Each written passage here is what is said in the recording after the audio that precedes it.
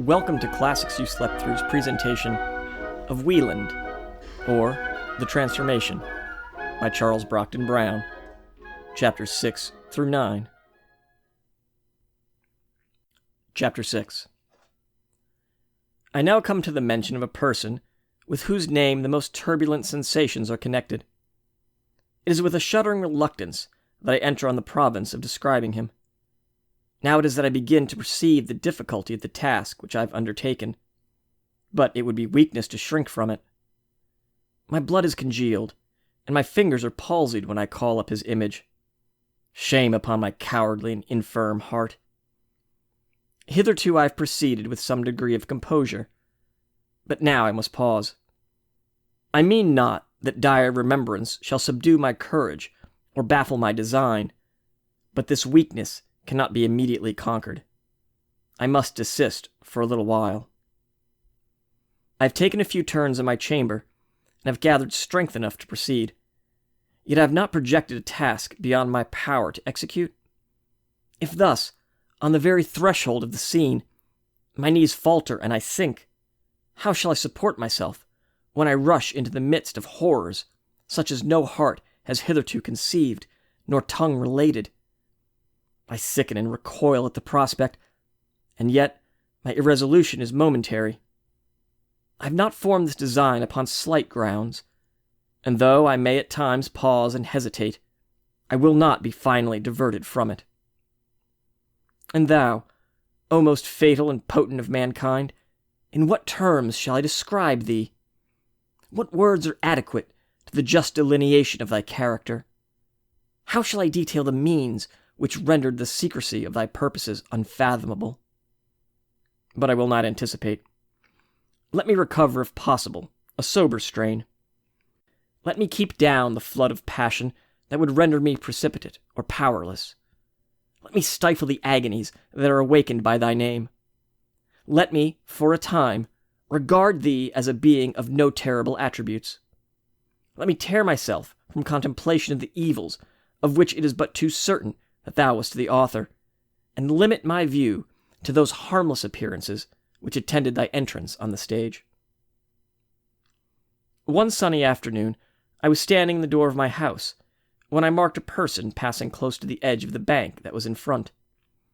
His pace was a careless and lingering one, and had none of that gracefulness and ease which distinguish a person with certain advantages of education from a clown. His gait was rustic and awkward. His form was ungainly and disproportioned. Shoulders broad and square, breast sunken, his head drooping.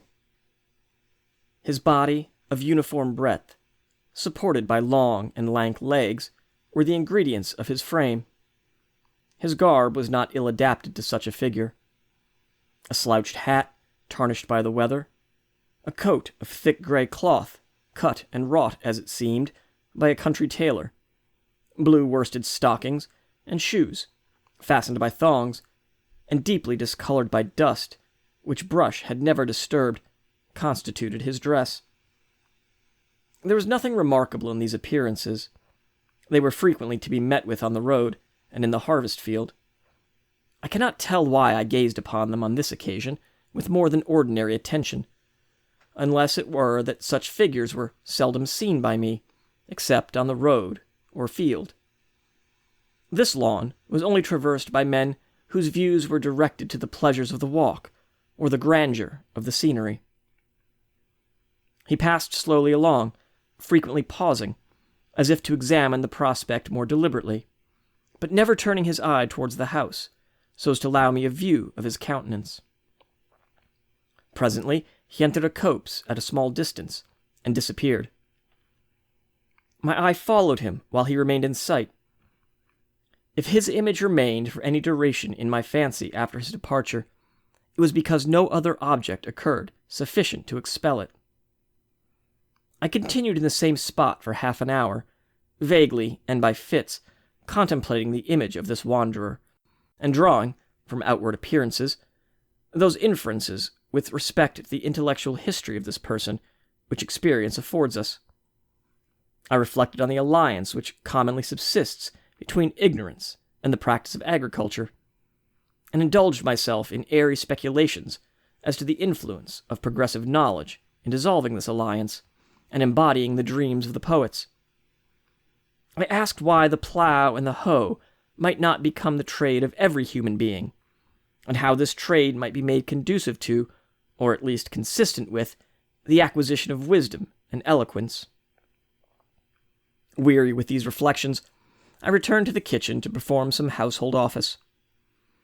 I had usually but one servant, and she was a girl about my own age. I was busy near the chimney, and she was employed near the door of the apartment, when someone knocked. The door was opened by her, and she was immediately addressed with, "Prithee, good girl, canst thou supply a thirsty man with a glass of buttermilk?" She answered that there was none in the house. "Ay, but there is some in the dairy yonder. Thou knowest as well as I, though Hermes never taught thee, that though every dairy be a house, every house is not a dairy." To this speech, though she understood only a part of it, she replied by repeating her assurances that she had none to give. "Well then," rejoined the stranger, "for charity's sweet sake, hand me forth a cup of cold water." The girl said she would go to the spring and fetch it. "Nay, give me the cup, and suffer me to help myself.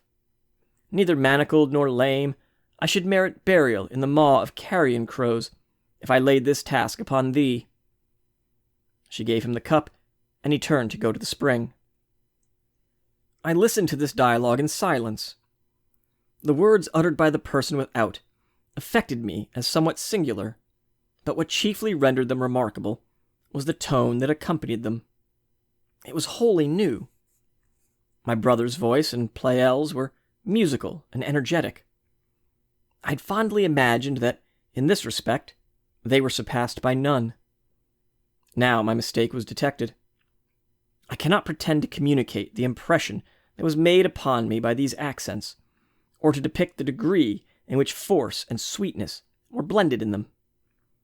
They were articulated with a distinctness that was unexampled in my experience. But this was not all. The voice was not only mellifluent and clear, but the emphasis was so just, and the modulation so impassioned, that it seemed as if a heart of stone could not fail of being moved by it. It imparted to me an emotion altogether involuntary and incontrollable. When he uttered the words, "for charity's sweet sake," I dropped the cloth that I held in my hand. My heart overflowed with sympathy, and my eyes with unbidden tears. This description will appear to you trifling or incredible. The importance of these circumstances will be manifested in the sequel. The manner in which I was affected on this occasion was, to my own apprehension, a subject of astonishment. The tones were indeed such as I had never heard before, but that they should, in an instant, as it were, dissolve me in tears, will not easily be believed by others, and can scarcely be comprehended by myself. It will be readily supposed that I was somewhat inquisitive as to the person and demeanor of our visitant. After a moment's pause, I stepped to the door and looked after him. Judge my surprise when I beheld the self-same figure that appeared half an hour before upon the bank. My fancy had conjured up a very different image. A form and attitude and garb were instantly created worthy to accompany such elocution. But this person was, in all visible respects, the reverse of this phantom. Strange as it may seem, I could not speedily reconcile myself to this disappointment. Instead of returning to my employment, I threw myself in a chair that was placed opposite the door, and sunk into a fit of musing. My attention was, in a few minutes, recalled by the stranger, who had returned with the empty cup in his hand. I had not thought of the circumstance, or I should certainly have chosen a different seat. He no sooner showed himself than a confused sense of impropriety, added to the suddenness of the interview, for which, not having foreseen it, I had made no preparation, threw me into a state of the most painful embarrassment. He brought with him a placid brow, But no sooner had he cast his eyes upon me than his face was as glowingly suffused as my own. He placed the cup upon the bench, stammered out thanks, and retired. It was some time before I could recover my wonted composure. I had snatched a view of the stranger's countenance. The impression that it made was vivid and indelible.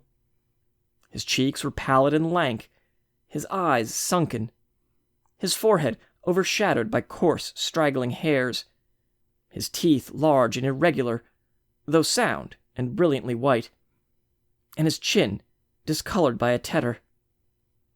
His skin was of coarse grain and sallow hue. Every feature was wide of beauty, and the outline of his face reminded you of an inverted cone. And yet his forehead, so far as shaggy locks would allow it to be seen, his eyes lustrously black, and possessing, in the mists of haggardness, a radiance inexpressibly serene and potent, and something in the rest of his features, which it would be in vain to describe, but which served to betoken a mind of the highest order, were essential ingredients in the portrait. This, in the effects which immediately flowed from it, I count among the most extraordinary incidents of my life.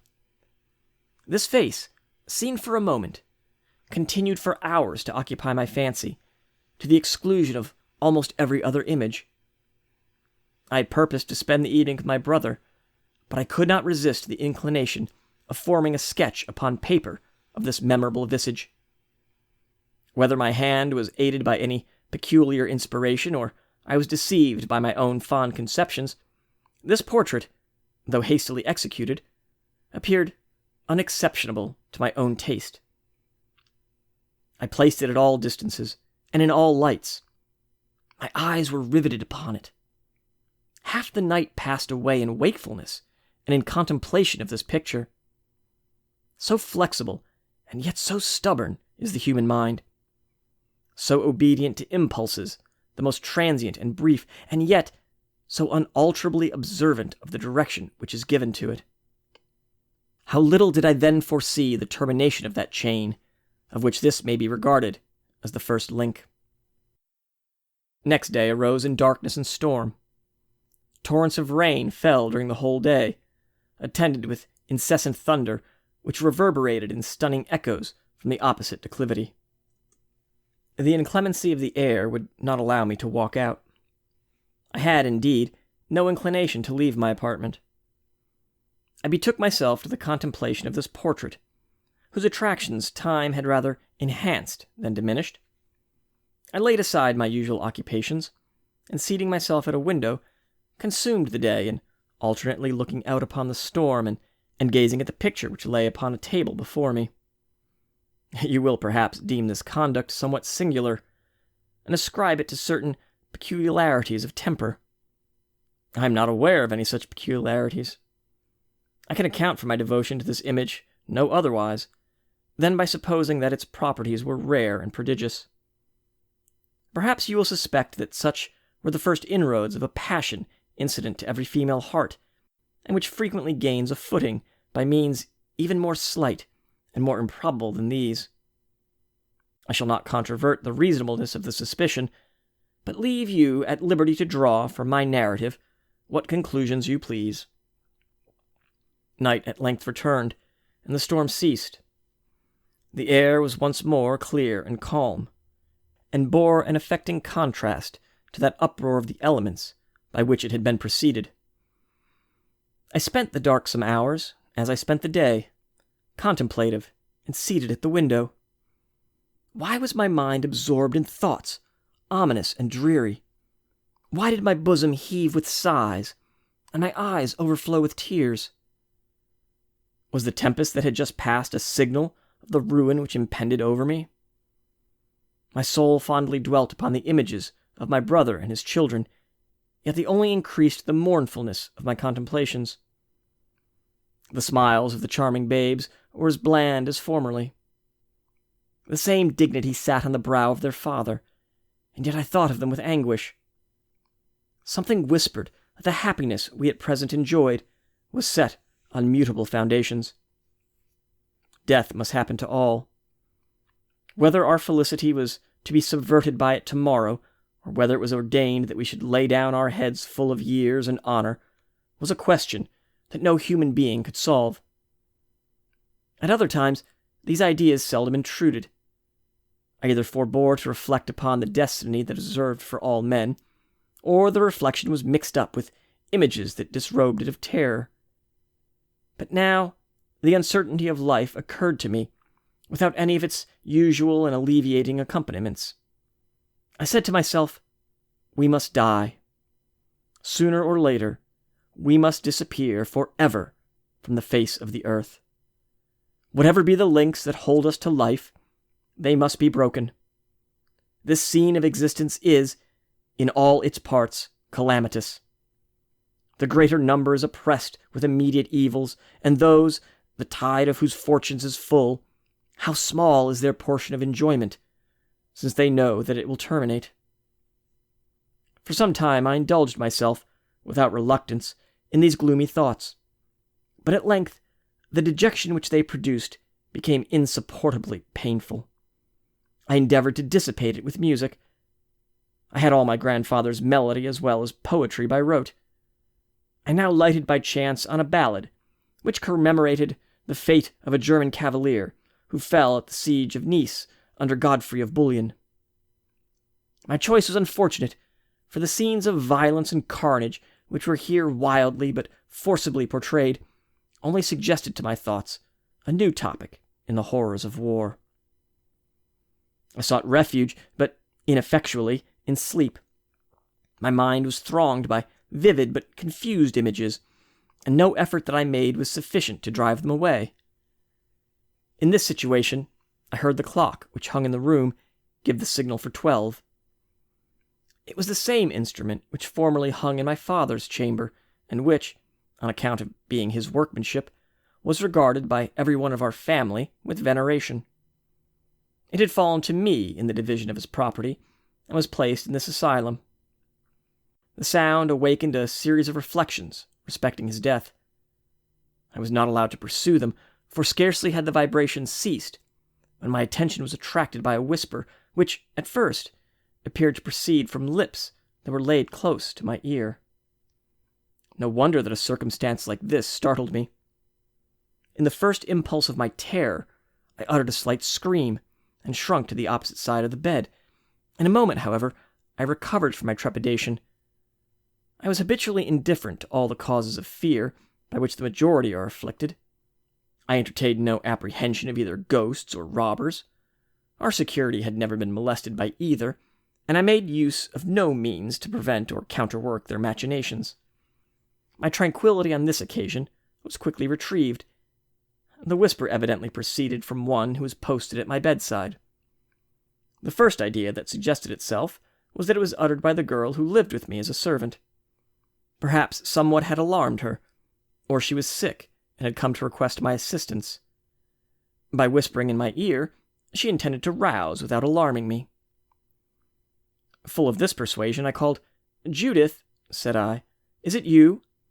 What do you want? Is there anything the matter with you?" No answer was returned. I repeated my inquiry, but equally in vain. Cloudy as was the atmosphere, and curtained as my bed was, nothing was visible. I withdrew the curtain, and leaning my head on my elbow, I listened with the deepest attention to catch some new sound. Meanwhile, I ran over in my thoughts every circumstance that could assist my conjectures. My habitation was a wooden edifice, consisting of 2 stories. In each story were 2 rooms, separated by an entry or middle passage, with which they communicated by opposite doors. The passage on the lower story had doors at the 2 ends and a staircase. Windows answered to the doors on the upper story. Annexed to this, on the eastern side, were wings, divided in a like manner into an upper and lower room. One of them comprised a kitchen, and a chamber above it for the servant, and communicated on both stories, with the parlor adjoining it below, and the chamber adjoining it above. The opposite wing is of smaller dimensions, the rooms not being above 8 feet square. The lower of these was used as a depository of household implements. The upper was a closet, in which I had deposited my books and papers. They had but one inlet, which was from the room adjoining. There was no window in the lower one, and in the upper, a small aperture which communicated light and air but would scarcely admit the body. The door which led into this was close by my bedhead, and was always locked, but when I myself was within. The avenues below were accustomed to be closed and bolted at nights. The maid was my only companion, and she could not reach my chamber without previously passing through the opposite chamber and the middle passage, of which, however, the doors were usually unfastened. If she had occasioned this noise, she would have answered my repeated calls. No other conclusion, therefore, was left me but that I had mistaken the sounds, and that my imagination had transformed some casual noise into the voice of a human creature. Satisfied with this solution, I was preparing to relinquish my listening attitude, when my ear was again saluted with a new and yet louder whispering. It appeared as before to issue from lips that touched my pillow. A second effort of attention, however, clearly showed me that the sounds issued from within the closet, the door of which was not more than 8 inches from my pillow. The second interruption occasioned a shock less vehement than the former. I started, but gave no audible token of alarm. I was so much mistress of my feelings as to continue listening to what should be said. The whisper was distinct, hoarse, and uttered so as to show that the speaker was desirous of being heard by someone near, but, at the same time, studious to avoid being overheard by any other. "Stop, stop, I say, madman as you are.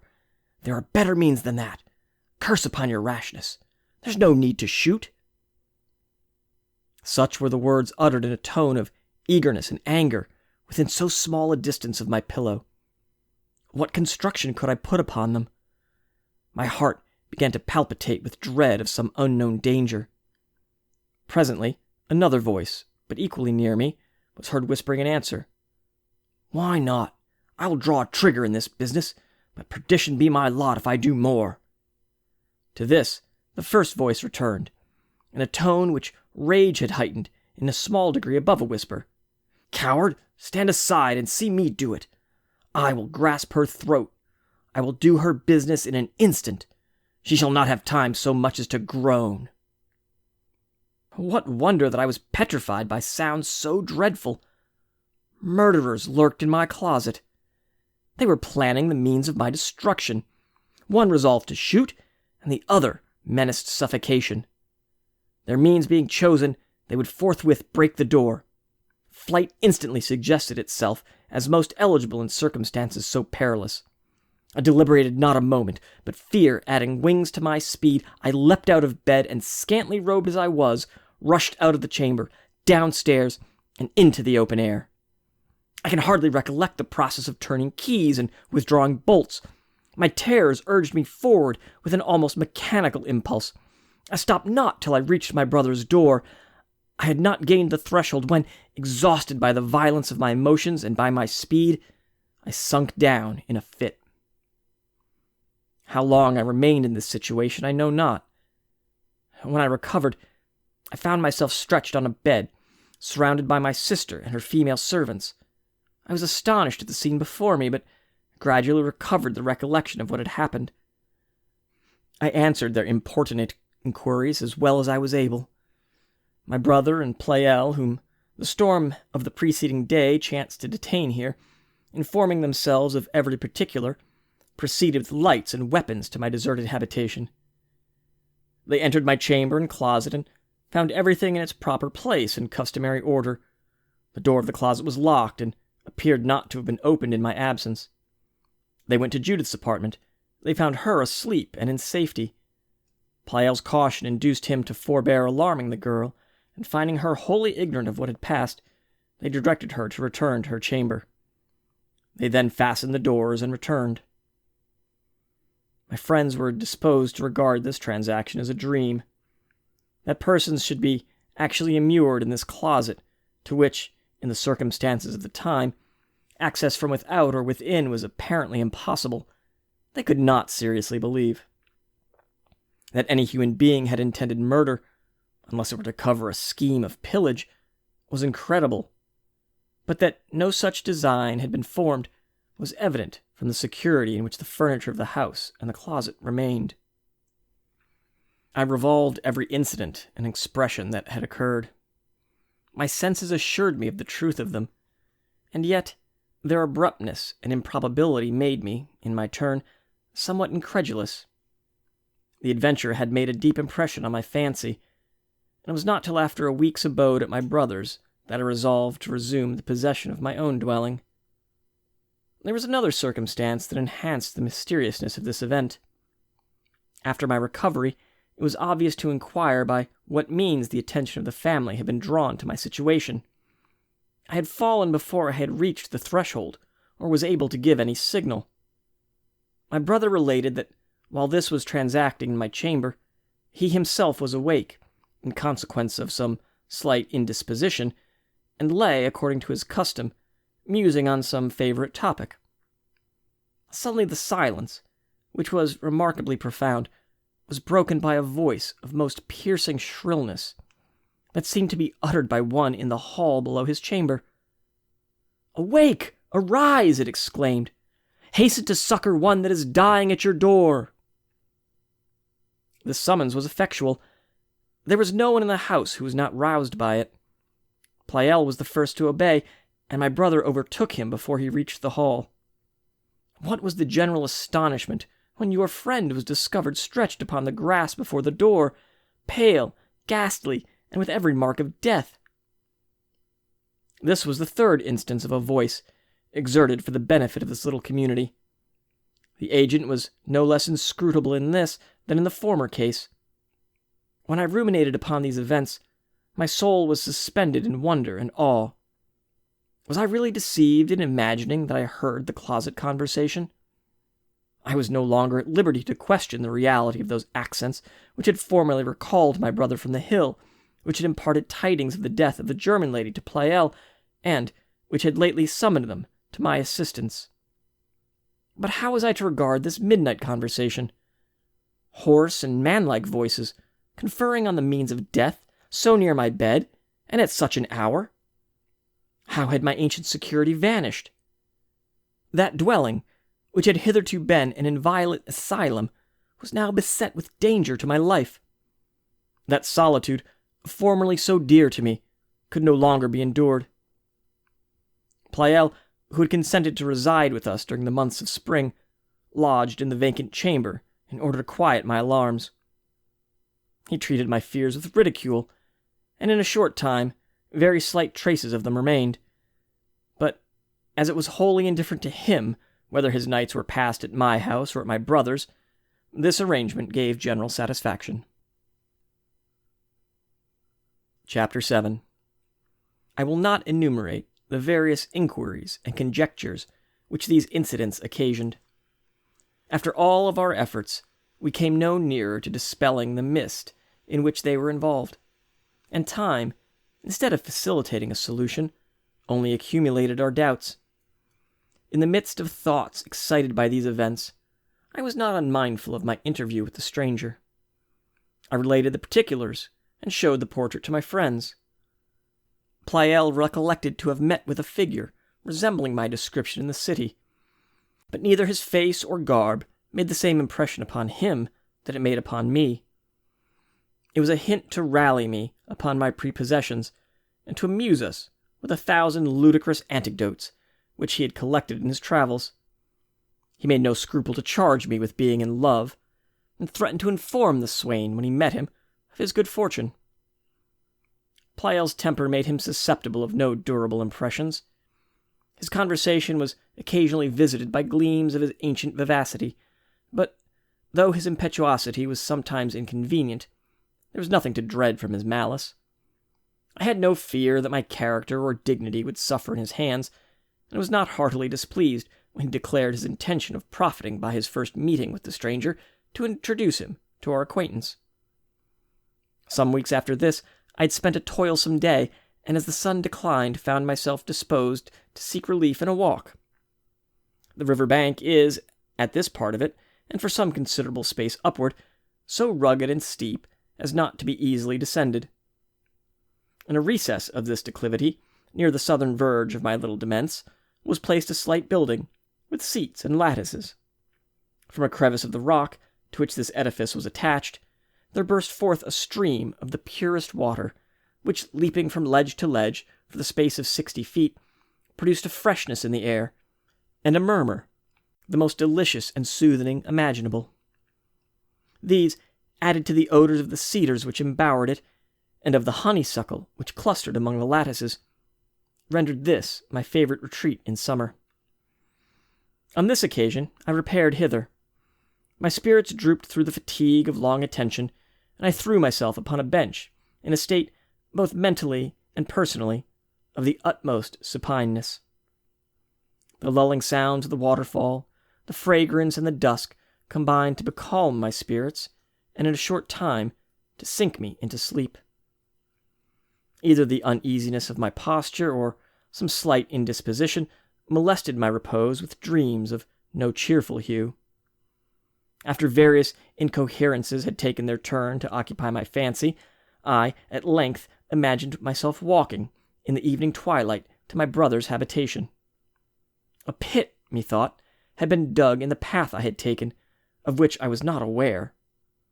As I carelessly pursued my walk, I thought I saw my brother, standing at some distance before me, beckoning and calling me to make haste. He stood on the opposite edge of the gulf. I mended my pace, and one step more would have plunged me into this abyss, had not someone from behind caught suddenly my arm and exclaimed, in a voice of eagerness and terror, "Hold! Hold!" The sound broke my sleep, and I found myself at the next moment standing on my feet, and surrounded by the deepest darkness. Images so terrific and forcible disabled me for a time from distinguishing between sleep and wakefulness, and withheld from me the knowledge of my actual condition. My first panics were succeeded by the perturbations of surprise to find myself alone in the open air and immersed in so deep a gloom. I slowly recollected the incidents of the afternoon and how I came hither. I could not estimate the time, but saw the propriety of returning with speed to the house. My faculties were still too confused, and the darkness too intense, to allow me immediately to find my way up the steep. I sat down, therefore, to recover myself, and to reflect upon my situation. This was no sooner done than a low voice was heard from behind the lattice, on the side where I sat. Between the rock and the lattice was a chasm, not wide enough to admit a human body, and yet, in this chasm, he that spoke appeared to be stationed. "Attend, attend, but be not terrified." I started, and exclaimed, "Good heavens, what is that? Who are you?" "A friend, one come not to injure, but to save you. Fear nothing." This voice was immediately recognized to be the same with one of those which I had heard in the closet. It was the voice of him who had proposed to shoot rather than to strangle his victim. My terror made me at once mute and motionless. He continued, "I leagued to murder you. I repent. Mark my bidding and be safe. Avoid this spot. The snares of death encompass it. Elsewhere, danger will be distant, but this spot, shun it as you value your life. Mark me further. Profit by this warning, but divulge it not. If a syllable of what has passed escapes you, your doom is sealed. Remember your father, and be faithful."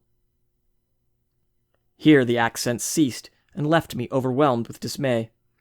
I was fraught with the persuasion that during every moment I remained here my life was endangered, but I could not take a step without hazard of falling to the bottom of the precipice. The path leading to the summit was short, but rugged and intricate.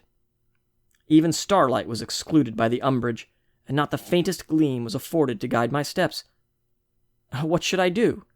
To depart or remain was equally and eminently perilous. In this state of uncertainty, I perceived a ray flit across the gloom and disappear. Another succeeded, which was stronger, and remained for a passing moment. It glittered on the shrubs that were scattered at the entrance, and gleam continued to succeed gleam for a few seconds, till they finally gave place to unintermittent darkness. The first visitings of this light called up a train of horrors in my mind. Destruction impended over this spot. The voice which I had lately heard had warned me to retire, and had menaced me with the fate of my father if I refused. I was desirous but unable to obey.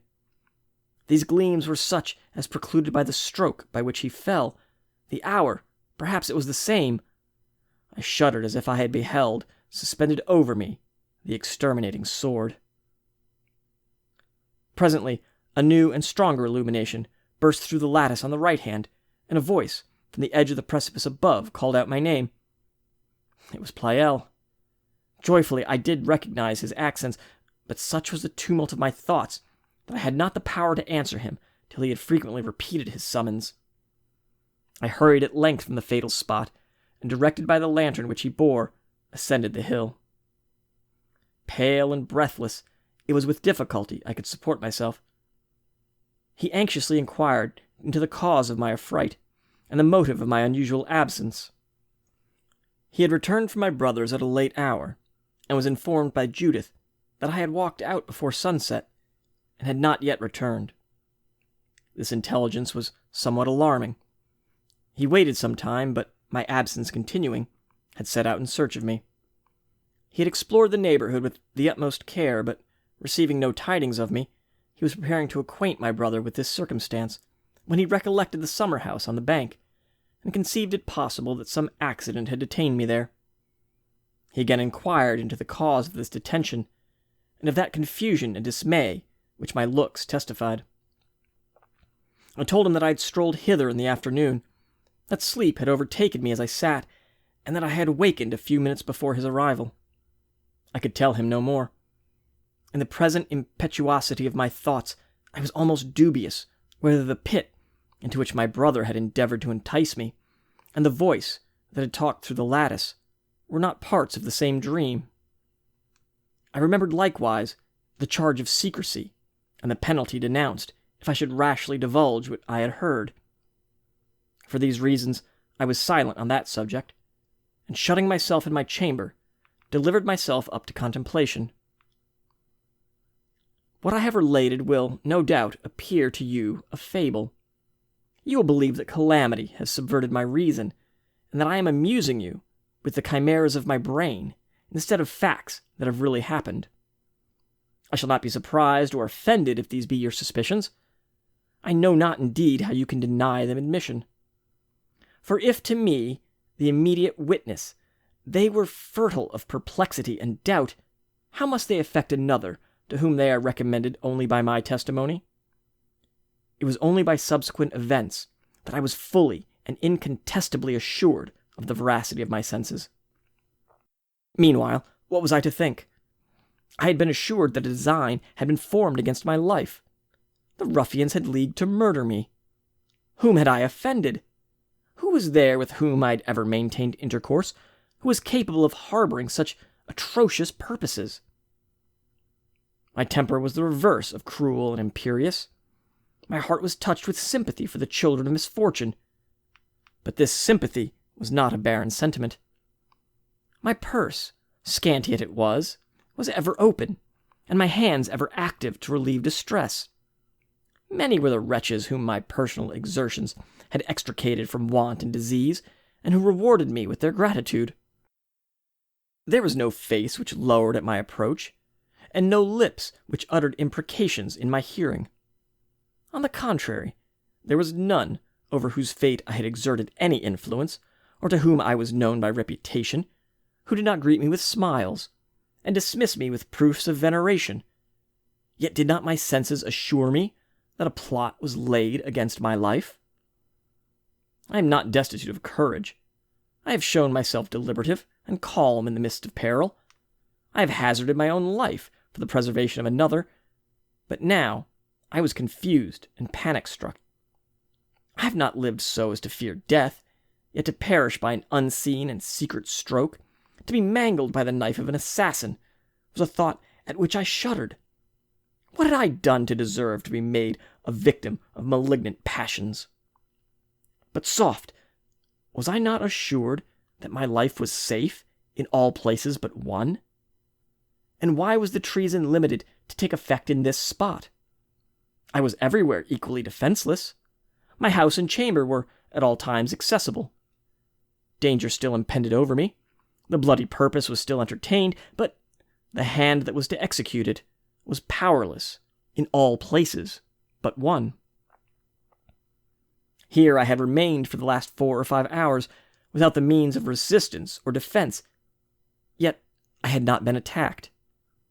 A human being was at hand, who was conscious of my presence, and warned me hereafter to avoid this retreat. His voice was not absolutely new, but I had never heard it but once before. But why did he prohibit me from relating this incident to others? And what species of death will be awarded if I disobey? He talked of my father. He intimated that disclosure would pull upon my head the same destruction. Was then the death of my father, portentous and inexplicable as it was, the consequence of human machinations? It should seem that this being is apprised of the true nature of this event, and is conscious of the means that led to it. Whether it shall likewise fall upon me depends on the observance of silence. Was it the infraction of a similar command that brought so horrible a penalty upon my father? Such were the reflections that haunted me during the night, and which effectually deprived me of sleep. Next morning, at breakfast, Pleyel related an event which my disappearance had hindered him from mentioning the night before. Early the preceding morning, his occasions called him to the city. He had stepped into a coffee-house to while away an hour, and here he had met a person whose appearance instantly bespoke him to be the same whose hasty visit I have mentioned, and whose extraordinary visage and tones had so powerfully affected me.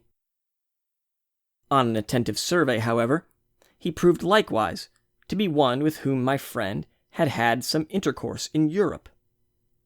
This authorized the liberty of accosting him, and after some conversation, mindful, as Pleyel said, of the footing which this stranger had gained in my heart, he had ventured to invite him to Mettingen.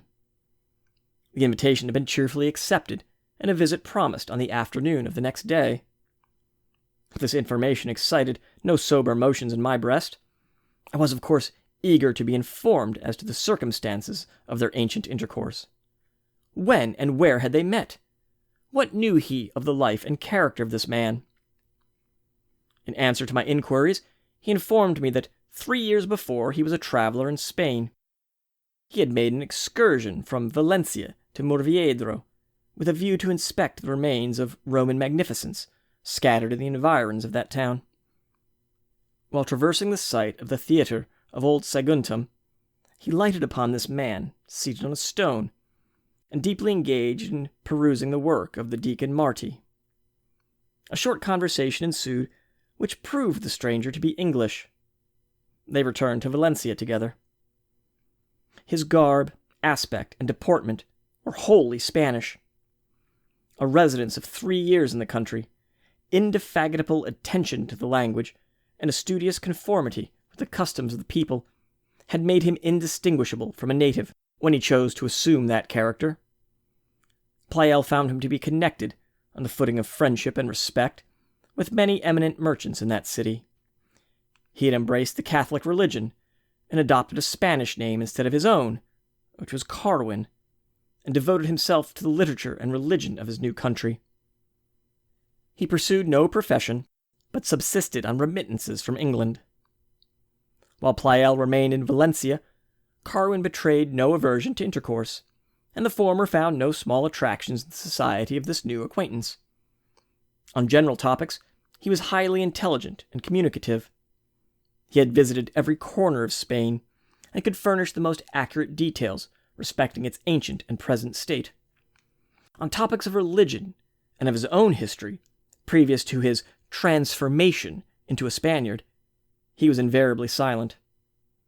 You could merely gather from his discourse that he was English, and that he was well acquainted with the neighboring countries.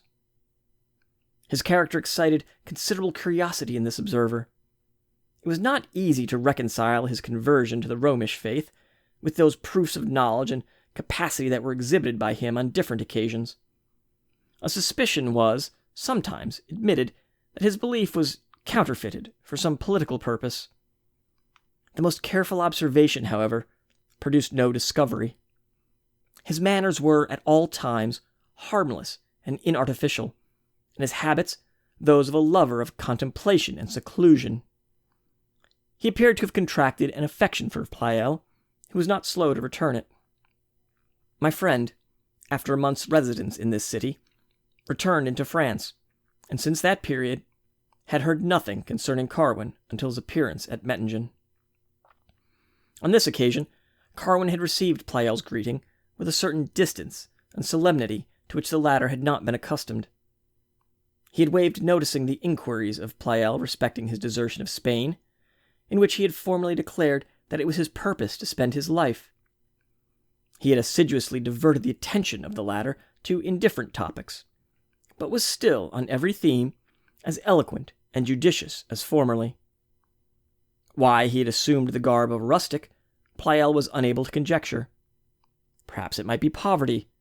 Perhaps he was swayed by motives which it was his interest to conceal, but which were connected with consequences of the utmost moment. Such was the sum of my friend's information. I was not sorry to be left alone during the greater part of this day. Every employment was irksome which did not leave me at liberty to meditate. I had now a new subject on which to exercise my thoughts. Before evening I should be ushered into his presence, and listen to those tones whose magical and thrilling power I had already experienced. But with what new images would he then be accompanied? Carwin was an adherent to the Romish faith, yet was an Englishman by birth, and perhaps a Protestant by education. He had adopted Spain for his country, and had intimated a design to spend his days there, and yet now was an inhabitant of this district, and disguised by the habiliments of a clown. What could have obliterated the impressions of his youth, and made him abjure his religion and his country? What subsequent events had introduced so total a change in his plans? In withdrawing from Spain, had he reverted to the religion of his ancestors? Or was it true that his former conversion was deceitful, and that his conduct had been swayed by motives which it was prudent to conceal? Hours were consumed in revolving these ideas. My meditations were intense, and when the series was broken, I began to reflect with astonishment on my situation. From the death of my parents till the commencement of this year, my life had been serene and blissful, beyond the ordinary portion of humanity, but now my bosom was corroded by anxiety. I was visited by dread of unknown dangers, and the future was a scene over which clouds rolled and thunders muttered. I compared the cause with the effect, and they seemed disproportioned to each other. All unaware, and in a manner which I had no power to explain, I was pushed from my immovable and lofty station, and cast upon a sea of troubles.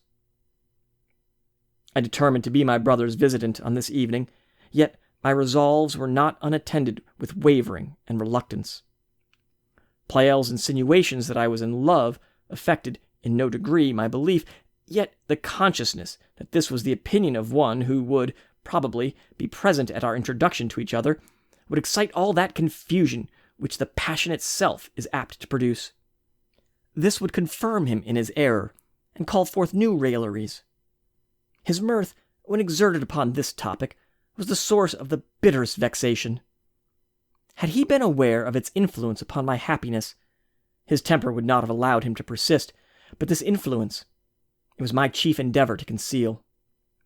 That the belief of my having bestowed my heart upon another produced in my friend none but ludicrous sensations was the true cause of my distress, but if this had been discovered by him, my distress would have been unspeakably aggravated. Chapter 8. As soon as evening arrived, I performed my visit. Carwin made one of the company into which I was ushered. Appearances were the same as when I before beheld him. His garb was equally negligent and rustic. I gazed upon his countenance with new curiosity. My situation was such as to enable me to bestow upon it a deliberate examination. Viewed at more leisure, it lost none of its wonderful properties. I could not deny my homage to the intelligence expressed in it, but was wholly uncertain whether he were an object to be dreaded or adored, and whether his powers had been exerted to evil or to good. He was sparing in discourse, but whatever he said was pregnant with meaning and uttered with rectitude of articulation and force of emphasis, of which I had entertained no conception previously to my knowledge of him.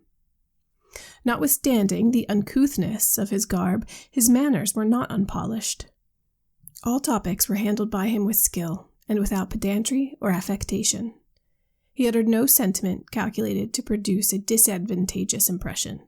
On the contrary, his observations denoted a mind alive to every generous and heroic feeling. They were introduced without parade and accompanied with that degree of earnestness which indicates sincerity.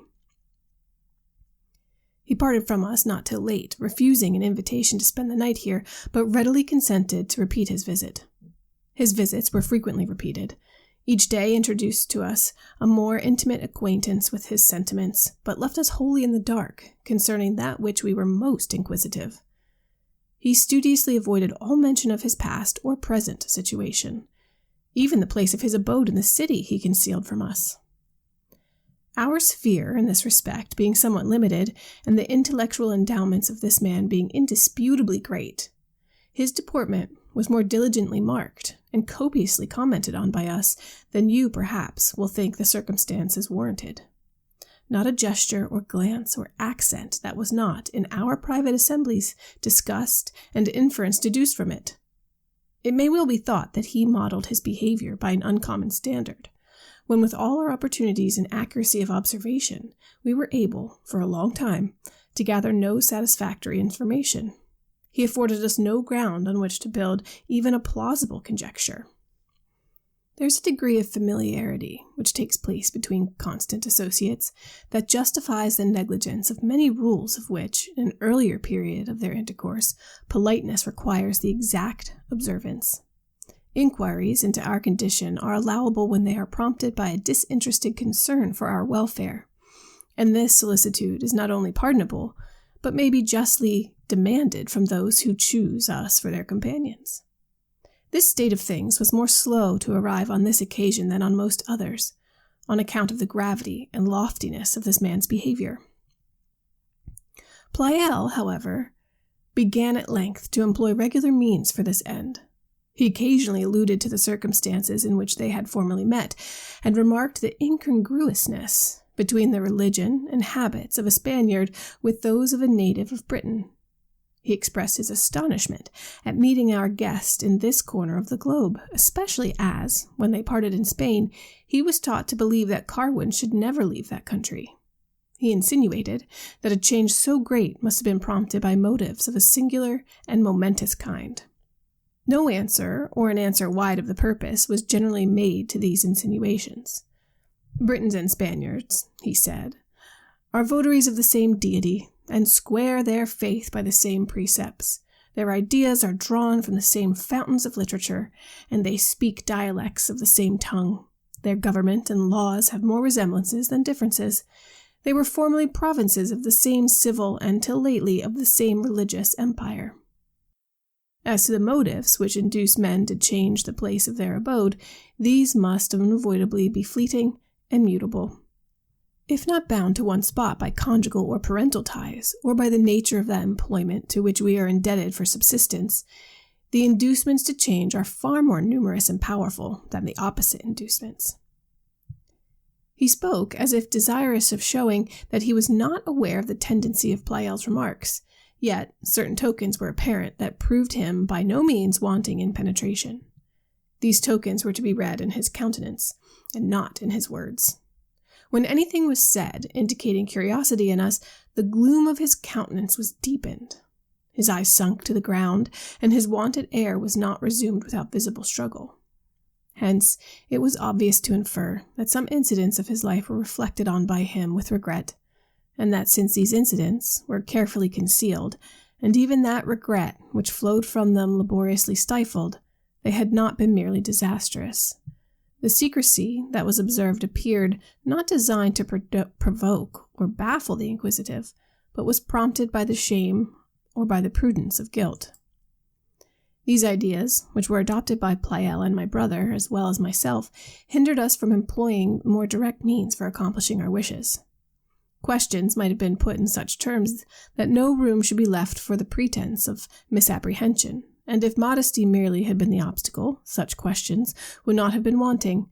But we considered that, if the disclosure were productive of pain or disgrace, it was inhuman to extort it. Amidst the various topics that were discussed in his presence, allusions were, of course, made to the inexplicable events that had lately happened. At those times, the words and looks of this man were objects of my particular attention. The subject was extraordinary, and anyone whose experience or reflections could throw any light upon it was entitled to my gratitude. As this man was enlightened by reading and travel, I listened with eagerness to the remarks which he should make. At first, I entertained a kind of apprehension that the tale would be heard by him with incredulity and secret ridicule. I had formerly heard stories that resembled this in some of their mysterious circumstances, but they were commonly heard by me with contempt. I was doubtful whether the same impression would not now be made on the mind of our guest, but I was mistaken in my fears. He heard them with seriousness, and without any marks of either surprise or incredulity. He pursued with visible pleasure that kind of disquisition which was naturally suggested by them. His fancy was eminently vigorous and prolific, and if he did not persuade us that human beings are, sometimes, admitted to a sensible intercourse with the author of nature, he at least won over our inclination to the cause. He merely deduced from his own reasonings that such intercourse was probable, but confessed that though he was acquainted with many instances somewhat similar to those which had been related by us, none of them were perfectly exempted from the suspicion of human agency. On being requested to relate these instances, he amused us with many curious details. His narratives were constructed with so much skill and rehearsed with so much energy that all the effects of a dramatic exhibition were frequently produced by them. Those that were most coherent and most minute and, of consequence, least entitled to credit, were yet rendered probable by the exquisite art of this rhetorician. For every difficulty that was suggested, a ready and plausible solution was furnished. Mysterious voices had always had a share in producing the catastrophe, but they were always to be explained on some known principles, either as reflected into a focus or communicated through a tube. I could not but remark that his narratives, however complex or marvelous, contained no instance sufficiently parallel to those that had befallen ourselves, and in which the solution was applicable to our own case. My brother was a much more sanguine reasoner than our guest. Even in some of the facts which were related by Carwin, he maintained the probability of celestial interference, when the latter was disposed to deny it, and had found, as he imagined, footsteps of an human agent. Pleyel was by no means equally credulous. He scrupled not to deny faith to any testimony but that of his senses, and allowed the facts which had been lately supported by this testimony not to mold his belief, but merely to give birth to doubts. It was soon observed that Carwin adopted, in some degree, a similar distinction. A tale of this kind, related by others, he would believe, provided it was explicable upon known principles. But that such notices were actually communicated by beings of an higher order, he would only believe when his own ears were assailed in a manner which could not be otherwise accounted for. Civility forbade him to contradict my brother or myself, but his understanding refused to acquiesce in our testimony.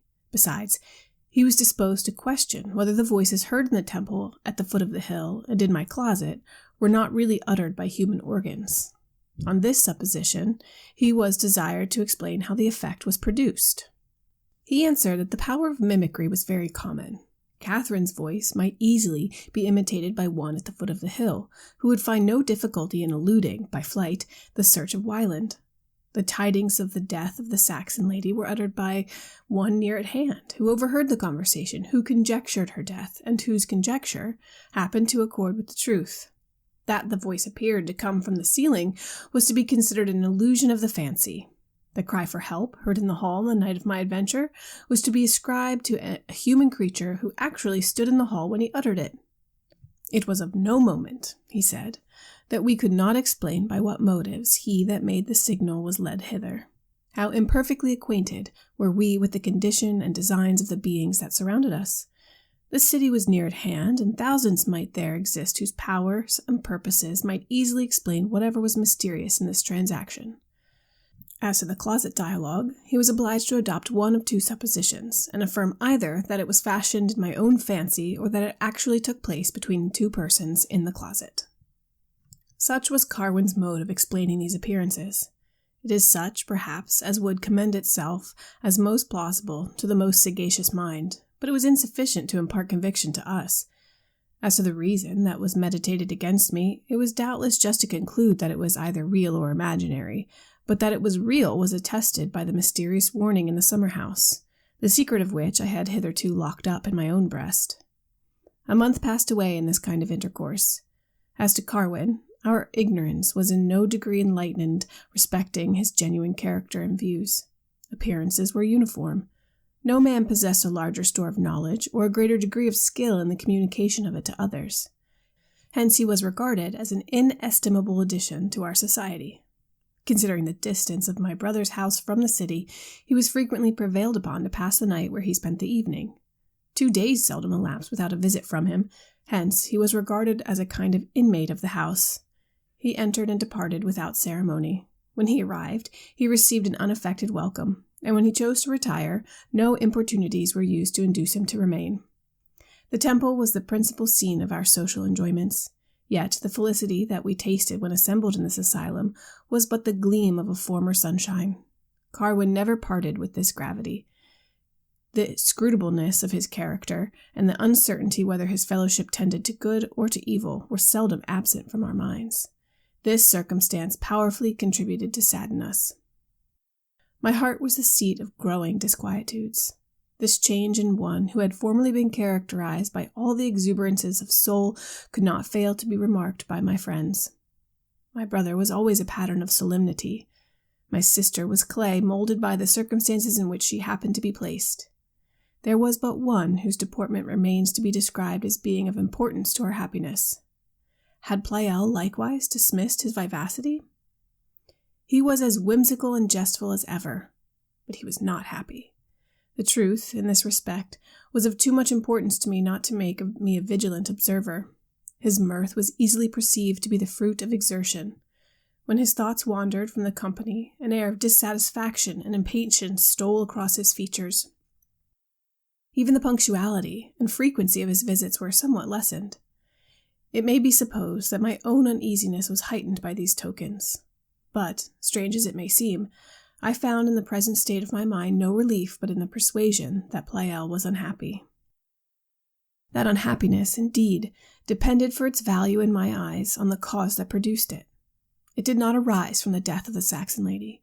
It was not a contagious emanation from the countenances of Wieland or Carwin. There was but one other source whence it could flow.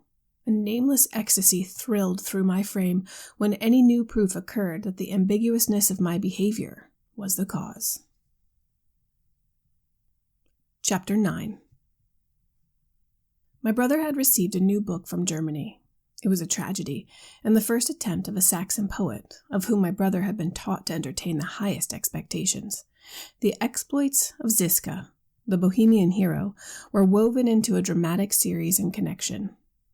According to German custom, it was minute and diffuse, and dictated by an adventurous and lawless fancy.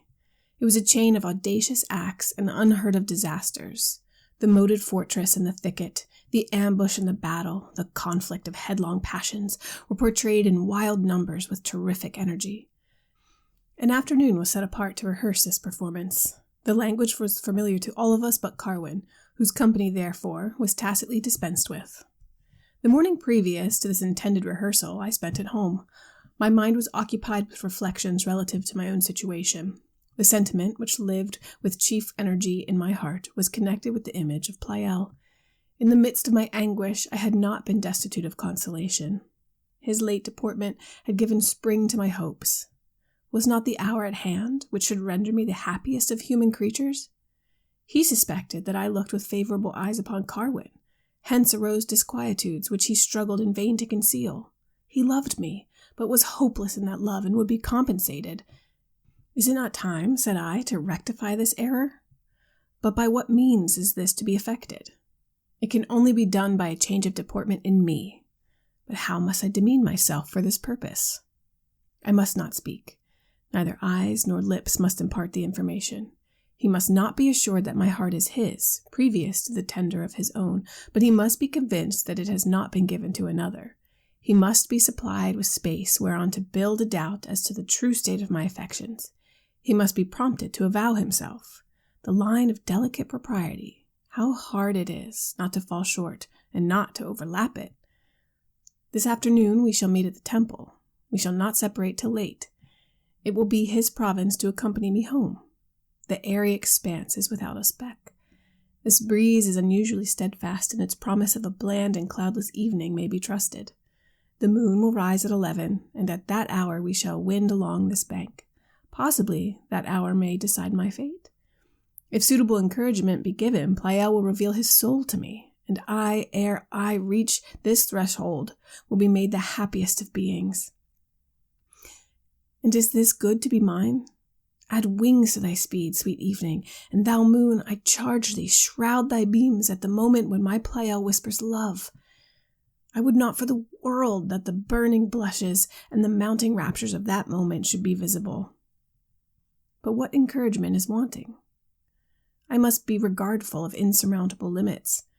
Yet when minds are imbued with a genuine sympathy, are not words and looks superfluous? Are not motion and touch sufficient to impart feelings such as mine?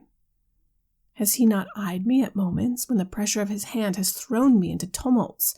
And was it possible that he mistook the impetuosities of love for the eloquence of indignation? But the hastening evening will decide. Oh, would it were come, and yet I shudder at its near approach.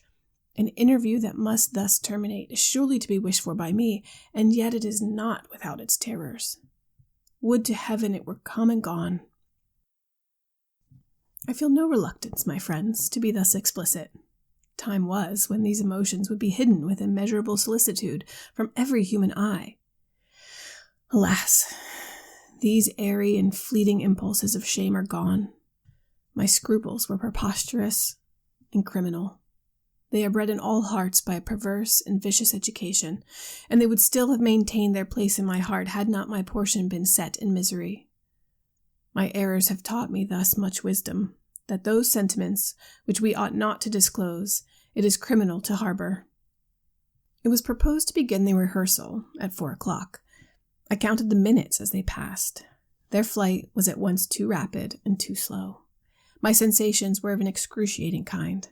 I could taste no food, nor apply to any task, nor enjoy a moment's repose. When the hour arrived, I hastened to my brother's. Pleyel was not there. He had not yet come. On ordinary occasions, he was eminent for punctuality. He had testified great eagerness to share in the pleasures of this rehearsal. He was to divide the task with my brother, and, in tasks like these, he always engaged with peculiar zeal. His elocution was less sweet than sonorous, and therefore better adapted than the mellifluences of his friend to the outrageous vehemence of this drama. What could detain him? Perhaps he lingered through forgetfulness, yet this was not incredible. Never had his memory been known to fail upon even more trivial occasions. Not less impossible was it that the scheme had lost its attractions, and that he stayed because his coming would afford him no gratification. But why should we expect him to adhere to the minute?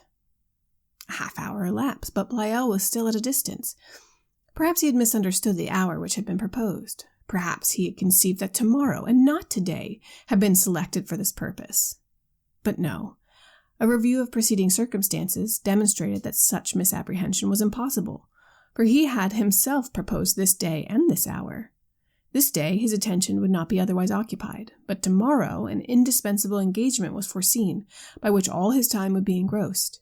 His detention, therefore, must be owing to some unforeseen and extraordinary event. Our conjectures were vague, tumultuous, and sometimes fearful. His sickness and his death might possibly have detained him. Tortured with suspense, we sat gazing at each other and at the path which led from the road. Every horseman that passed was, for a moment, imagined to be him. Hour succeeded hour, and the sun, gradually declining, at length disappeared. Every signal of his coming proved fallacious, and our hopes were at length dismissed. His absence affected my friends in no insupportable degree. They should be obliged, they said, to defer this undertaking till the morrow, and perhaps their impatient curiosity would compel them to dispense entirely with his presence. No doubt some harmless occurrence had diverted him from his purpose, and they trusted that they should receive a satisfactory account of him in the morning. It may be supposed that this disappointment affected me in a very different manner. I turned aside my head to conceal my tears. I fled into solitude to give vent to my reproaches without interruption or restraint. My heart was ready to burst with indignation and grief. Pleyel was not only the object of my keen but unjust upbraiding. Deeply did I execrate my own folly. Thus fallen into ruins was the gay fabric which I had reared. Thus had my golden visions melted into air. How fondly did I dream that Pleyel was a lover. If he were, would he have suffered any obstacle to hinder his coming? Blind and infatuated man, I exclaimed, thou sportest with happiness. The good that is offered thee thou hast the insolence and folly to refuse. Well, I will henceforth entrust my felicity to no one's keeping but my own. The first agonies of this disappointment would not allow me to be reasonable or just. Every ground on which I had built the persuasion that Pleyel was not unimpressed in my favor appeared to vanish. It seemed that if I had been misled into this opinion by the most palpable illusions, I made some trifling excuse, and returned much earlier than I expected to my own house. I retired early to my chamber, without designing to sleep. I placed myself at a window, and gave the reins to reflection. The hateful and degrading impulses which had lately controlled me were, in some degree, removed.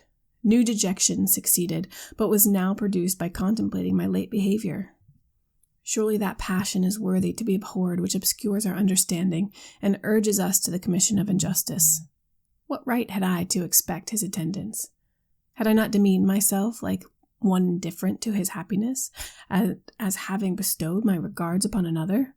His absence might be prompted by the love which I considered his absence as a proof that he wanted. He came not because the sight of me, the spectacle of my coldness or aversion, contributed to his despair. Why should I prolong, by hypocrisy or silence, his misery as well as my own? Why not deal with him explicitly, and assure him of the truth? You will hardly believe that, in obedience to the suggestion, I rose for the purpose of ordering a light, that I might instantly make this confession in a letter. A second thought showed me the rashness of this scheme, and I wondered by what infirmity of mind I could be betrayed into a momentary approbation of it. I saw with the utmost clearness that a confession like that would be the most remediless and unpardonable outrage upon the dignity of my sex, and utterly unworthy of that passion which controlled me. I resumed my seat and my musings. To account for the absence of Pleyel became once more the scope of my conjectures. How many incidences might occur to raise an insuperable impediment in his way? When I was a child, a scheme of pleasure in which he and his sister were parties had been, in like manner, frustrated by his absence, but his absence in that instance had been occasioned by his falling from a boat into a river, in consequence of which he had run the most imminent hazard of being drowned. Here was a second disappointment endured by the same persons and produced by his failure. Might it not originate in the same cause? Had he not designed to cross the river that morning to make some necessary purchases in Jersey? He had preconcerted to return to his own house to dinner, but perhaps some disaster had befallen him. Experience had taught me the insecurity of a canoe, and that was the only kind of boat which Pleyel used. I was likewise actuated by a hereditary dread of water. These circumstances combined to bestow considerable plausibility on this conjecture. But the consternation with which I began to be seized was allayed by reflecting that if this disaster had happened, my brother would have received the speediest information of it. The consolation which this idea imparted was ravished from me by a new thought. This disaster might have happened, and his family not apprised of it. The first intelligence of his fate may be communicated by the livid corpse which the tide may cast many days hence upon the shore. Thus I was distressed by the opposite conjectures. Thus I was tormented by phantoms of my own creation. It was not always thus. I can ascertain the date when my mind became the victim of this imbecility. Perhaps it was coeval with the inroad of fatal passion, a passion that will never rank me in the number of its eulogists. It was alone sufficient to the extermination of my peace. It was itself a plenteous source of calamity. It needed not the concurrence of other evils to take away the attractions of existence and dig for me an untimely grave. The state of my mind naturally introduced a train of reflections upon the dangers and cares which inevitably beset a human being. By no violent transition was I led to ponder on the turbulent life and mysterious end of my father. I cherished with the utmost veneration the memory of this man, and every relic connected with his fate was preserved with the most scrupulous care. Among these was to be numbered a manuscript containing memoirs of his own life.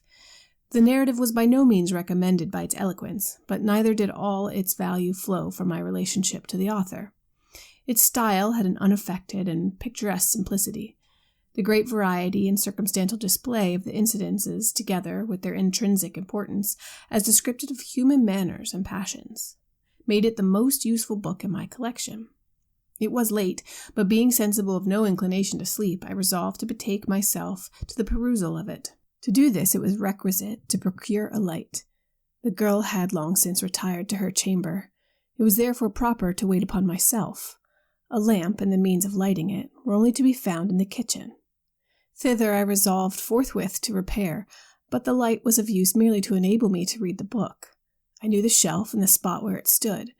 Whether I took the book down or prepared the lamp in the first place appeared to be a matter of no moment. The latter was preferred, and, leaving my seat, I approached the closet in which, as I mentioned formerly, my books and papers were deposited. Suddenly, the remembrance of what had lately passed in this closet occurred.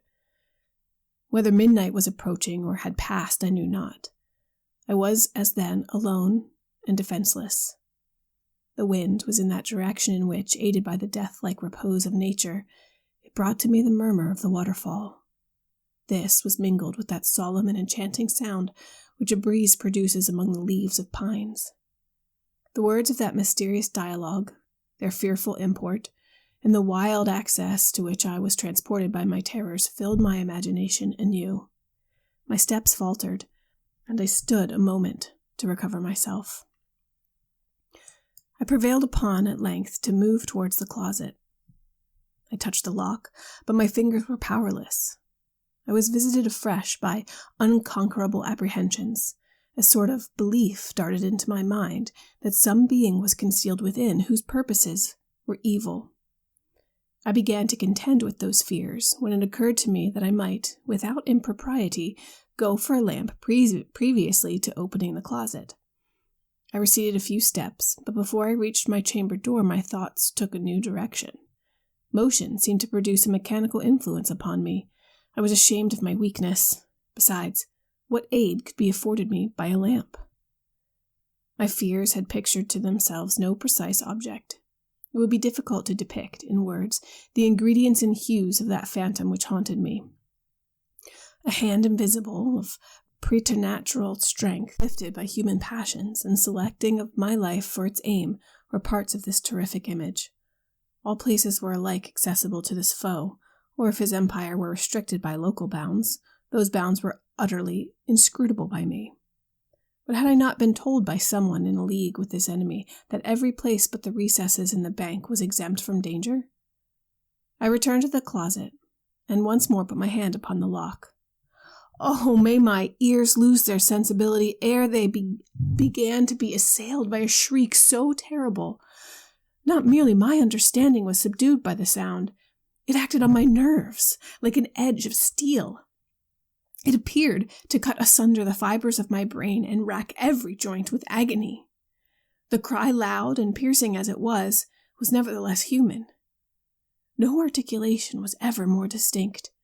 The breath which accompanied it did not fan my hair, yet did every circumstance combine to persuade me that the lips which uttered it touched my very shoulder. "Hold, hold!" were the words of this tremendous prohibition, in whose tone the whole soul seemed to be wrapped up, and every energy converted into eagerness and terror. Shuddering, I dashed myself against the wall, and by the same involuntary impulse turned my face backward to examine the mysterious monitor. The moonlight streamed into each window, and every corner of the room was conspicuous, yet I beheld nothing. The interval was too brief to be artificially measured, between the utterances of these words and my scrutiny directed to the quarter whence they came. Yet if a human being had been there, could he fail to have been visible? Which of my senses was the prey to a fatal illusion? The shock which the sound produced was still felt in every part of my frame. The sound, therefore, could not but be a genuine commotion. But that I had heard it was not more true than that the being who uttered it was stationed at my right ear, yet my attendant was invisible. I cannot describe the state of my thoughts at that moment. Surprise had mastered my faculties. My frame shook, and the vital current was congealed. I was conscious only to the vehemence of my sensations. This condition could not be lasting. Like a tide which suddenly mounts to an overwhelming height and then gradually subsides, my confusion slowly gave place to order, and my tumults to a calm. I was able to deliberate and move. I resumed my feet and advanced into the midst of the room. Upward and behind and on each side, I threw penetrating glances. I was not satisfied with one examination. He that hitherto refused to be seen might change his purpose, and on the next survey be clearly distinguishable. Solitude imposes least restraint upon the fancy. Dark is less fertile of images than the feeble luster of the moon. I was alone, and the walls were checkered by shadowy forms. As the moon passed behind a cloud and emerged, these shadows seemed to be endowed with life and to move. The apartment was open to the breeze, and the curtain was occasionally blown from its ordinary position. This motion was not unaccompanied with sound. I failed not to snatch a look, and to listen when this motion and this sound occurred. My belief that my monitor was posted near was strong, and instantly converted these appearances to tokens of his presence, and yet I could discern nothing. When my thoughts were at length permitted to revert to the past, the first idea that occurred was the resemblance between the words of the voice which I had just heard and those which had terminated my dream in the summer house. There are means by which we are able to distinguish a substance from a shadow, a reality from the phantom of a dream. The pit, my brother beckoning me forward, the seizure of my arm, and the voice behind were surely imaginary. That these incidents were fashioned in my sleep is supported by the same indubitable evidence that compels me to believe myself awake at present. Yet the words and the voice were the same. Then, by some inexplicable contrivance, I was aware of the danger, while my actions and sensation were those of one wholly unacquainted with it. Now, was it not equally true that my actions and persuasions were at war? Had not the belief that evil lurked in the closet gained admittance, and had not my actions betokened an unwarrantable security? To obviate the effects of my infatuation, the same means had been used. In my dream, he that tempted me to my destruction was my brother. Death was ambushed in my path. What minister or implement of ill was shut up in this recess? Who was it whose suffocating grasp I was to feel should I dare to enter? What monstrous conception is this? My brother? No. Protection and not injury is his province. Strange and terrible chimera, yet it would not be suddenly dismissed. It was surely no vulgar agency that gave this form to my fears. He to whom all parts of time are equally present, whom no contingency approaches, was the author of that spell which now seized upon me. Life was dear to me. No consideration was present that enjoined me to relish it. Sacred duty combined with every spontaneous sentiment to endear me to my being. Should I not shudder when my being was endangered? But what emotion should possess me when the arm lifted against me was Wieland's? Ideas exist in our minds that can be accounted for by no established laws. Why did I dream that my brother was my foe? Why but because an omen of my fate was ordained to be communicated? Yet what salutary end did it serve? Did it arm me with caution to elude or fortitude to bear the evils to which I was reserved?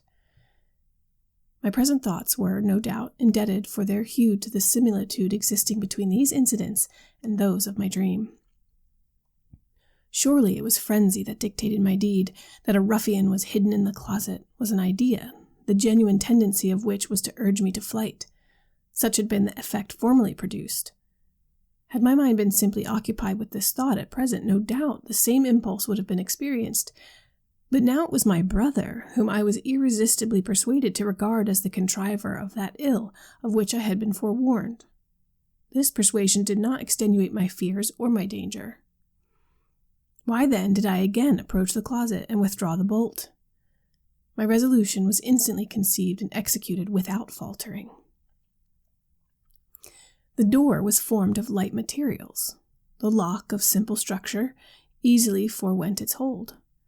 It opened into the room and commonly moved upon its hinges, after being unfastened, without any effort of mine. This effort, however, was bestowed upon the present occasion. It was my purpose to open it with quickness, but the exertion which I made was ineffectual. It refused to open. At another time this circumstance would not have looked with a face of mystery. I should have supposed some casual obstruction and repeated my efforts to surmount it. But now my mind was accessible to no conjecture but one. The door was hindered from opening by human force. Surely here new cause for affright. This was confirmation proper to decide my conduct. Now was all ground of hesitation taken away. What could be supposed but that I deserted the chamber and the house, that I at least endeavored no longer to withdraw the door? Have I not said that my actions were dictated by frenzy? My reason had forborne for a time to suggest or to sway my resolves. I reiterated my endeavors. I exerted all my force to overcome the obstacle, but in vain. The strength that was exerted to keep it shut was superior to mine. A casual observer might, perhaps, applaud the audaciousness of this conduct. Whence, but from an habitual defiance of danger, could my perseverance arise? I had already assigned, as distinctly as I am able, the cause of it. The frantic conception that my brother was within, that the resistance made to my design was exerted by him, had rooted itself in my mind. You will comprehend the height of this infatuation when I tell you that, finding all my exertions vain, I betook myself to exclamations. Surely I was utterly bereft of understanding. Now had I arrived at the crisis of my fate. "Oh, hinder not the door to open!" I exclaimed in a tone that had less of fear than of grief in it. "I know you well. Come forth, but harm me not. I beseech you, come forth." I had taken my hand from the lock and removed to a small distance from the door. I had scarcely uttered these words when the door swung upon its hinges and displayed to my view the interior of the closet. Whoever was within was shrouded in darkness. A few seconds passed without interruption of the silence. I knew not what to expect or to fear. My eyes would not stray from the recess. Presently a deep sigh was heard. The quarter from which it came heightened the eagerness of my gaze. Someone approached from the farther end. I quickly perceived the outlines of a human figure. Its steps were irresolute and slow. I recoiled as it advanced. By coming at length within the verge of the room, his form was clearly distinguishable. I had prefigured to myself a very different personage. The face that presented itself was the last that I should desire to meet in an hour and in a place like this. My wonder was stifled by my fears. Assassins lurked in this recess. Some divine voice warned me of danger that at this moment awaited me. I had spurned the intimation and challenged my adversary. I recalled the mysterious countenance and dubious character of Carwin. What motive but atrocious ones could guide his steps hither? I was alone. My habit suited the hour, and the place, and the warmth of the season. All succor was remote. He had placed himself between me and the door. My frame shook with the vehemence of my apprehensions. Yet I was not wholly lost to myself. I vigilantly marked his demeanor. His looks were grave, but not without perturbation. What species of inquietude it betrayed, the light was not strong enough to enable me to discover. He stood still, but his eyes wandered from one object to another. When these powerful organs were fixed upon me, I shrunk into myself. At length, he broke the silence. Earnestness and not embarrassment was in his tone. He advanced close to me while he spoke. "What voice was that which lately addressed you?" He paused for an answer, but observing my trepidation, he resumed with undiminished solemnity.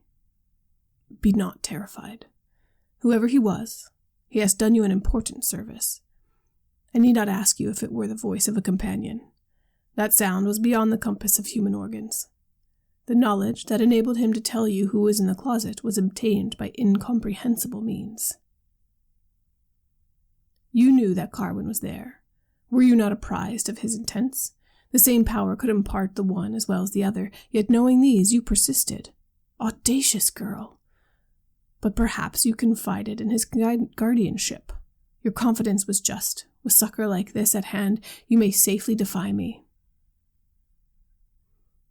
He is my eternal foe, the baffler of my best concerted schemes. Twice have you been saved by his accursed interposition. But for him I should long ere now have been borne away by the spoils of your honor." He looked at me with greater steadfastness than before. I became every moment more anxious for my safety. It was with difficulty I stammered out an entreaty that he would instantly depart or suffer me to do so. He paid no regard to my request, but proceeded in a more impassioned manner. "What is it you fear? Have I not told you you are safe? Has not one in whom you more reasonably place trust assured you of it? Even if I execute my purpose, what injury is done? Your prejudices will call it by that name, but it merits it not. I was impelled by a sentiment that does you honor, a sentiment that would sanctify my deed, but whatever it be, you are safe.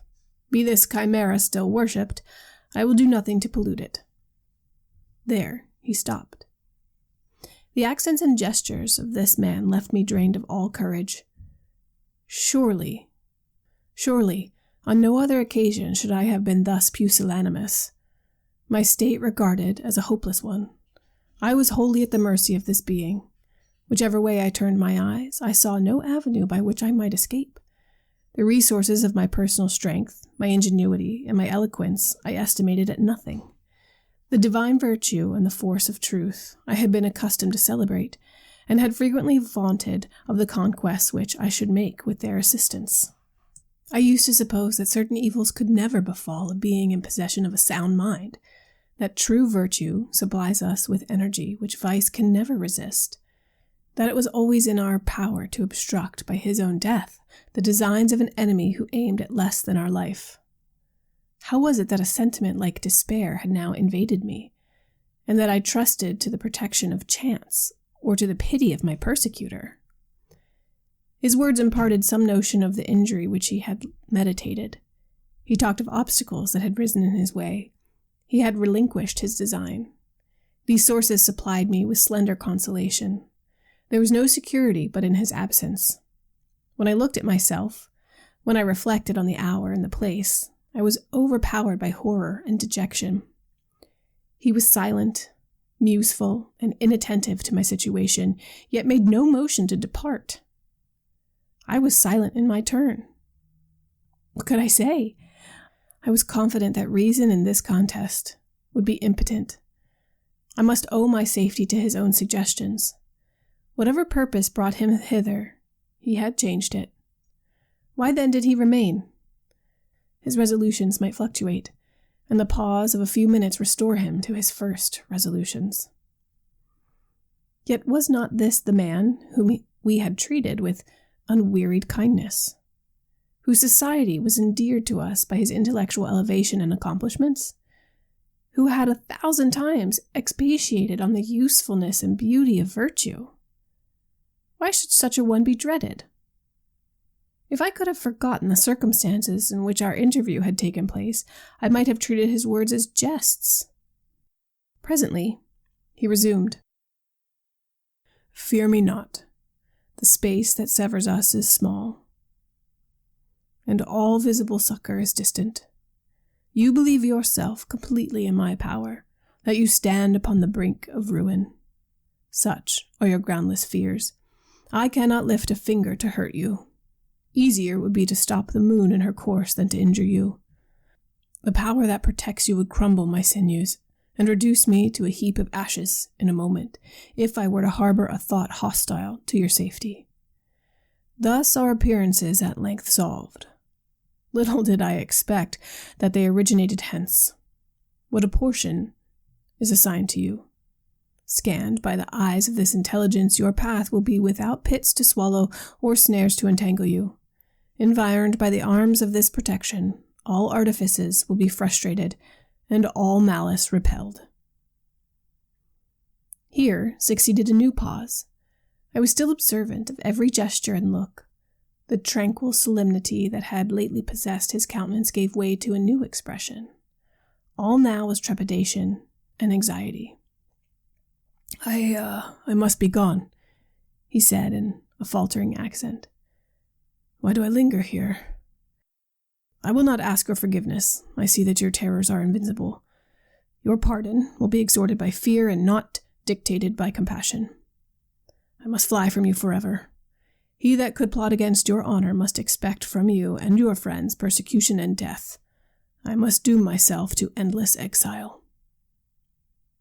Saying this, he hastily left the room. I listened while he descended the stairs and, unbolting the outer door, went forth. I did not follow him with my eyes, as the moonlight would have enabled me to do. Relieved by his absence and exhausted by the conflict of my fears, I threw myself on a chair and resigned myself to those bewildering ideas which incidents like these could not fail to produce. And that concludes the reading of chapters 6 through 9 of Wieland, or The Transformation by Charles Brockden Brown, read to you by Classics You Slept Through.